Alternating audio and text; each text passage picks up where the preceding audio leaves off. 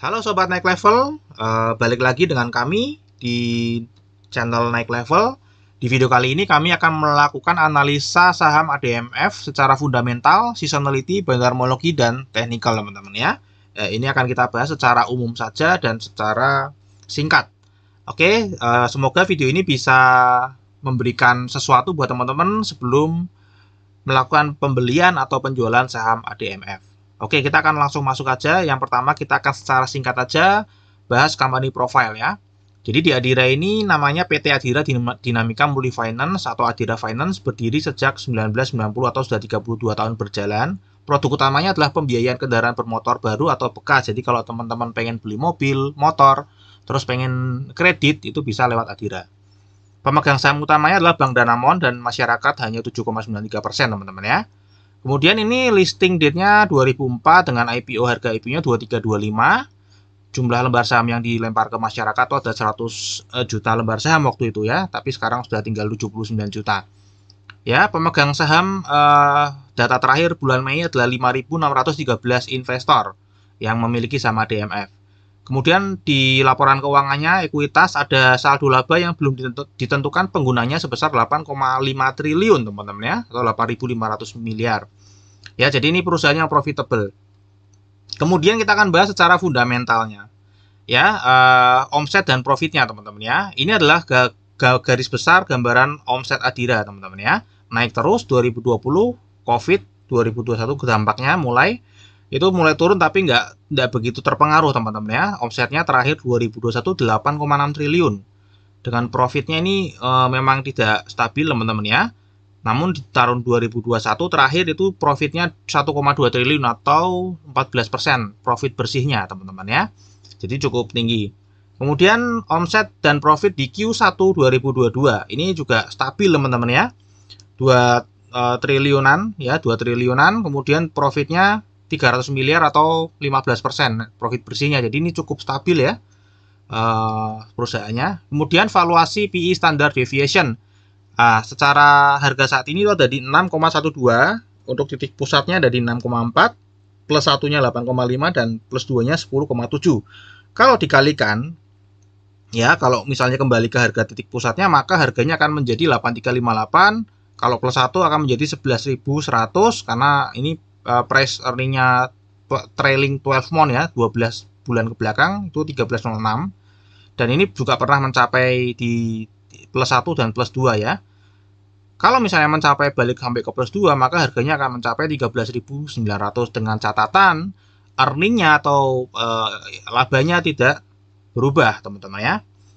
Oke, jadi secara umum ini masih di bawah harga wajar walaupun sangat kecil ya jaraknya. Kemudian secara valuasi price to book standard deviation, penyimpangan price to book value-nya.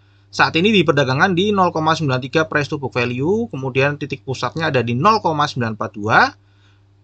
Plus 1 plus 2-nya ini teman-teman ya di sini ya. Ini harga yang sudah kami hitung, yaitu kalau misalnya kembali ke titik pusat maka harganya adalah 8.100, harga saat ini 7975 teman-teman. Jadi nggak selisih jauh sebenarnya ya.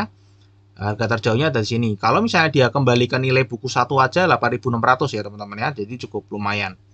Oke, jadi secara price to book value ini masih under titik pusat, di bawah titik pusat, tapi nggak terlalu jauh gitu teman-teman ya.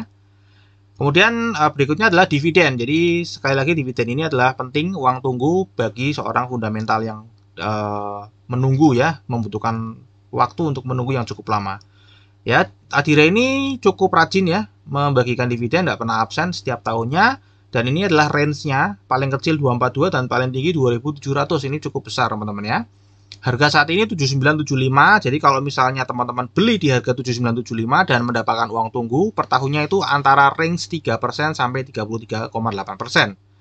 Nah, kalau misalnya Adira ke depan akan membagi dividen sebesar ini lagi, sudah dapat dipastikan bahwa harganya tidak mungkin akan segini teman-teman ya, maka return-nya bisa 33,8% per tahun ya. Ingat teman-teman ya, dividen adalah satu-satunya parameter di fundamental yang langsung berkorelasi terhadap harga ya.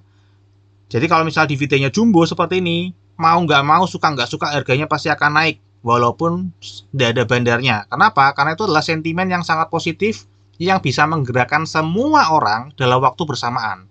Ya, jadi nggak butuh bandar, ini harga pasti juga akan naik. Ya, kalau dividennya jumbo seperti ini, teman-teman ya.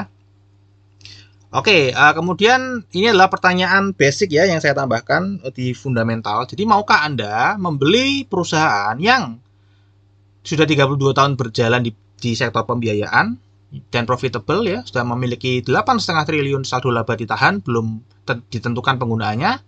Omset terakhirnya 8,6 triliun per tahun dengan net profitnya 1,2 triliun atau 14% dari omset. Kemudian ekuitasnya adalah 8,6 triliun. Ekuitas ini gampangnya atau sederhananya seperti ini teman-teman. Ekuitas itu adalah kalau misalnya kita mau mendirikan sebuah perusahaan yang sama persis dengan Adira saat ini, itu kita harus mengeluarkan uang sebesar 8,6 triliun. Ya. Jadi kalau mau membangun baru teman-teman ya sama persis dengan Adira. Ya, atau disebut PVBS atau per lembar sahamnya kalau kita bagi 8.600 PVBS-nya, price to book value-nya. Kemudian harga yang ditawarkan di Bursa Efek Indonesia, jadi ada yang jual nih perusahaan yang tadi seperti yang kita jelasin itu, dengan ekuitas 8,6 triliun, kalau mau bangun baru, ternyata di bursa ada yang jual hanya 7,9 triliun teman-teman. Ya, jadi jauh lebih murah daripada mendirikan baru. Ya, dan sedangkan ini sudah jalan dan sudah ada historicalnya. Dan ini adalah harga per lembar saham yang ada di market, yaitu 7975 saat ini teman-teman ya. Jadi kira-kira kalau kita beli di harga sekarang, kita beli perusahaannya nih tertarik, kemudian memberikan net profit sekian, ya per tahunnya, maka balik modalnya berapa lama? Berarti harganya ini 7,9 triliun dibagi aja 1,2 triliun, ketemu 6,5 tahun. Ya, ini disebut pair price earning ratio. Jadi teman-teman kira-kira mahal apa enggak ya kalau beli perusahaan seperti ini 6,5 tahun bisa balik modal? Nah, ini jawabannya subjektif, masing-masing orang pasti berbeda. Ya, kemudian kita akan lanjutkan ya teman-teman, ini dari sisi fundamental. Kita akan lanjutkan dari sisi seasonality. Untuk seasonality kita mengambil data 10 tahun ke belakang ya di bulan Juli. Ya, probabilitas untuk naik di bulan Juli saham Adira adalah 40% dan ini tahun 2022 juga di awal 2 hari pertama bursa sudah minus ya teman-teman dari harga closing bulan Juni. Ya, oke, ini untuk seasonality, jadi saham Adira saya rasa tidak bagus untuk dibeli di bulan Juli ini. Kemudian secara bandarmologi teman-teman ya, bandarmologi kalau kita lihat grafiknya, setelah ada distribusi lama, kemudian ini ada kenaikan dan ini ada corporate action ya, ada dividen ya. Jadi tidak ada bandar pun kalau ada dividen, lihat volumenya langsung melonjak dan harga langsung naik ya. Kemudian ini turun teman-teman, dijual setelah come date dia akan turun harganya. Ya, kemudian setelah ini ya normal-normal aja ya. Jadi volumenya normal-normal aja dan ini yang transaksi 3 bulan terakhir broker-broker antar lokal aja nih yang oper-operan saham Adira. Jadi nggak ada bandar yang masuk di sini teman-teman ya. Kemudian yang terakhir secara teknikal teman-teman ya. Secara teknikal ini ada support dan resisten. Support terdekat ada di 7890. Dan support keduanya ada di 7750. Kemudian resisten terdekat ada di 8100 dan terdekat yang kedua ada di 8270. Jadi kalau misalnya ini harga naik menembus 8100 maka dia akan berpotensi untuk naik ke 8270. Ya, kalau dia tembus ke turun terus ke 7890 dia akan melanjutkan penurunan berpotensi ke 7750 teman-teman ya. Dan kemudian ya, yang terakhir ini adalah volume teman-teman ya, transaksi. Jadi teman-teman Adira ini salah satu saham yang mungkin likuiditasnya tidak cukup tinggi ya. Transaksinya per hari hanya 904 juta ya selama 1 bulan terakhir.